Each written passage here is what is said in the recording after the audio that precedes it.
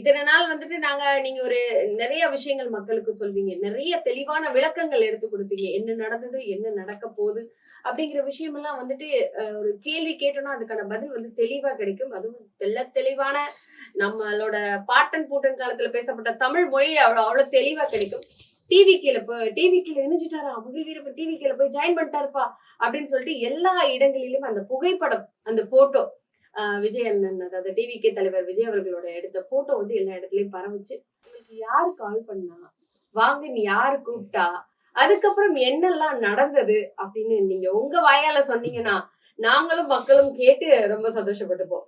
தமிழகம் வியக்க வைக்கிற வகையில் தமிழகத்தின் வெற்றி கழகம் தமிழ்நாடு மட்டுமல்ல, தமிழர்கள் வாழ்கிற நாடெல்லாம் பரவி இருக்கிற பேர் இயக்கமாக இன்றைக்கு உருவாகி கொண்டிருப்பதை உற்று நோக்கி தான் களமாடுவதற்கு முதல் கள வீரனாக பயணிக்க தொடங்கியிருக்கிறேன்.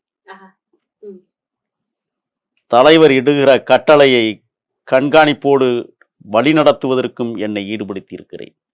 கடைசி தொண்டனாக ஒரு மாலை நேரத்து வெயில் சிங்கார சென்னையின் 5 பள்ள சாலைகளில் நடந்தே போனேன். ஒரு அழைப்பு, இரைச்சல் ஒரு பக்கம்,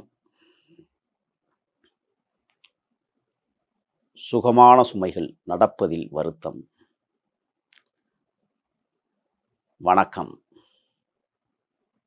யாருங்க? நான் ராஜ்மோகன் பேசுறேன் ஐயா. இளையவர்களே வணக்கம். எப்படி இருக்கிறீங்க? நல்லா இருக்கேண்ணா. உங்களை பார்க்கணும், உங்கள்கிட்ட பேசணும்னு ஆசைப்படுறேன். மகிழ்ச்சி, சந்திப்போம். வியர்வைகள் படித்துளியாயின. சிங்கார சென்னையின் சாலைகளில் பள்ளங்கள் கிடப்பதையே பயமறியாது நடந்து சென்றேன். காதுகளில் ஒரு ரீங்காரம். எதற்காக ராஜ்மோகன் நம்மை அழைத்தார்? யார் அழைக்க சொல்லியிருப்பார்? பிறகுதான் தெரிந்தது, உலக தமிழர்களின் ஒப்பற்ற தலைவராக உருவாகி கொண்டிருக்கிற எமது மகத்தான தலைவன் விசைதான்